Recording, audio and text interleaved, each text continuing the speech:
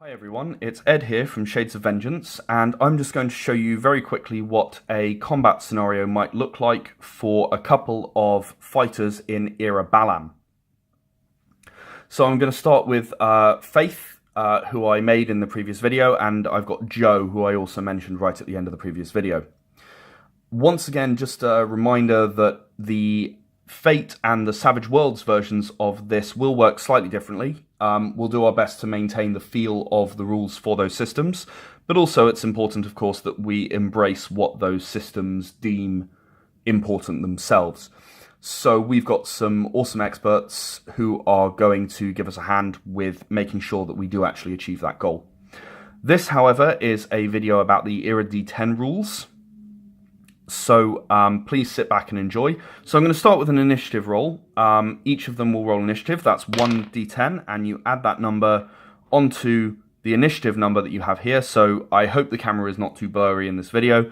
It's an initiative of 7 plus 7 for the War-Weary Veteran's Faith, which makes 14, and 9 plus 6 for the overconfident hero, Joe. So Joe with a total score of 15 goes before Faith with a total score of 14. So I'm going to make the assumption that these two are quite close together so that Faith can bring all of her weapons to bear. So she's sneaked up on him, and Joe has just noticed in time, and he's now going to fire his siege weapon, which is a giant laser cannon that I mentioned in the video, the Kickstarter video that is.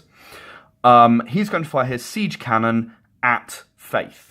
Now this carries its own set of risks, because once you fire it, you then have to wait a turn while it recharges before you can fire it for a second time.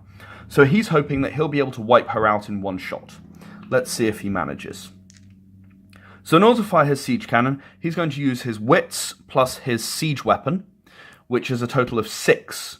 All you do is you count the shaded in dots, and you pick up that number of dice.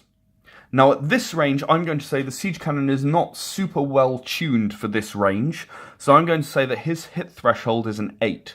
So I have 6 dice, and on any dice, an 8 is a hit. Let's see what I do. Ooh, that wasn't bad. Right, so 3 misses, but also 3 hits. So very simple, you pick up those 3 and you roll for damage. And he's rolled a 3, a 7, and a 7. So, because Faith has no armor, he's dealt 2 critical hits to Faith's paladin, and now we'll roll to see where those deal damage. He's also dealt 1 damage, actually, so we'll roll the 2 destructive hits first. So I've rolled a 7 and a 5. So 7 means that it hit the main engines, and Faith's main engines are down. A critical hit does 4 damage, and as you can see here, I've just knocked out all 4 damage off her engines. Her engines are gone. Her forward guns have also been destroyed by the blast, by the same blast, because that was a 5. So all I'm doing is 1, 2, 3, 4, 5, 6, 7, 8, 9, 10. Now, the damage is going to happen to, if I can roll the dice in the actual place, it's going to happen to the salvage module, to her main module. So that was a pretty damaging hit. She's lost her main engine, she's lost her forward guns, and her main module has taken damage. Now, just a quick matter of note for you guys who are watching. If I were to roll a 5, 6, 7, or 8 again, the damage would automatically move to the hull on any destroyed system. So if I was to hit the forward guns for a second time, then the damage would automatically go to hull. For the time being, though, that's the end of Joe's turn. And it's now Faith's turn in order to make an attempt to do a little bit better than she did than she took damage. So she's going to use her salvage drones, which are the only weapon she has left with her forward guns destroyed. So she's going to use her salvage drones, which have a damage of 7. And I'm going to, as the GM as well, I'm going to define that as dexterity salvage, the roll she's going to make. So that's 6 dice once again. However, her salvage drones are quite well attuned to attacking. So I'm going to roll for 6s in this case. So she has a minor advantage. Unfortunately, the salvage drones are not quite as strong as the siege weapon, and with only 3 salvage drones, she has a maximum of 3 hits that can be a success. So, she now has to achieve 7 or more on any of these dice in order to deal damage with her salvage drone. It's right here on the character sheet. So she has actually rolled an 8, 9, and a 10, which is fantastic. That's 3 damage. Let's see again where that damage is applied. 1 damage to the maneuver engines, 1 damage to the hull, and 1 damage to the forward guns. So as you can see, she is rather outmatched. However, Joe can't actually do anything this turn. Oh, I'll tell you what. Joe is going to move away. He's got a speed of 15, so he's going to turn tail and run as fast as he can. That lets him get far enough away that actually Faith can't hit him anymore. So Faith, it's her turn again now. She is going to use her turn to move part distance, but also to use her engineering and intelligence in an attempt to repair her forward guns. So she's going to roll 6 dice, and I'm going to define a 7 threshold in this case. Oh, that was excellent. So, if you roll a 10 on any dice when you're doing the first round of rolls, this also applies to the hit rolls, you actually get to have a bonus dice. So I'm going to roll 3 bonus dice for Faith, which unfortunately didn't actually yield anything extra. So she's managed to get 4 successes on repairing her forward guns. Quite simply, that means that she heals 4 damage on her forward guns. So she moved a one set of speed distance. Just like the other Era D10 rules, you can move 1 times your speed with no penalty. You can move 1.5 times your speed with a 50% dice penalty. And you can move double your speed if you don't do any other action. Which is exactly what Joe did. So that means that now he is only 20 meters away from Faith, but he's also not actually charged his laser cannon because he moved twice. So he's going to move 1 more time, 15, in order to try and escape. And he's going to charge his laser cannon as the other half of his turn.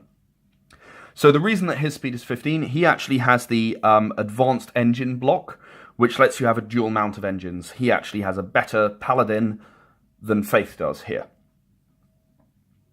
So Faith is now left with the opportunity, using her forward guns, she can move 150% of her speed and then use her gunnery to try and take down Joe. So she's going to get to roll her gunnery plus her wits, which is 7 dice. 4 plus 3. Oops. So the guns are pretty much at their maximum range, but I'm going to give her a hit threshold of 7. So I've got an 8, an 8, and a 9. Unlike the salvage drones, which were outranged before, she is able to do as many damage as she likes with her forward guns. Oh, I'm sorry. And she actually has the number of hits doubled, because it's 2 times 2. So she has a maximum of 4 dice for damage. You following me? The reason is that she was able to have a maximum of 2 hits, and then they're multiplied by 2 because she has 2 forward guns both firing. So she got 2 10s, which are both damaged. There's no kill threshold on the forward guns. So now let's roll to see where they hit our friend. They hit the maneuver engines, ouch, and they hit the forward guns on Joe's fighter once again. Now Joe's just about had enough. He's going to turn around and he's going to use his siege weapon in order to try to eliminate Faith once and for all. Let's see if we can manage. Once again, this is going to be... No, in fact, because he's turning around in order to use it, I'm going to call it Dexterity Siege, and I'm going to give him a hit threshold of 9, because he's doing a rapid turn. He had been running away before, so it's more difficult. He's using his Dexterity instead of his Wits, and he's using his Siege Weapon stat. So, I just said he had to have a 9 to hit, which is a shame for him, because that means he only has 1 hit. And it hits her maneuver engines, which is a bit of a problem. That means she can't turn or change direction anymore.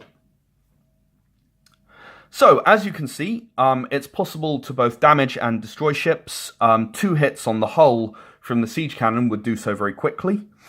The salvage module is not one that's particularly designed for combat, and obviously the siege weapon is designed for long range.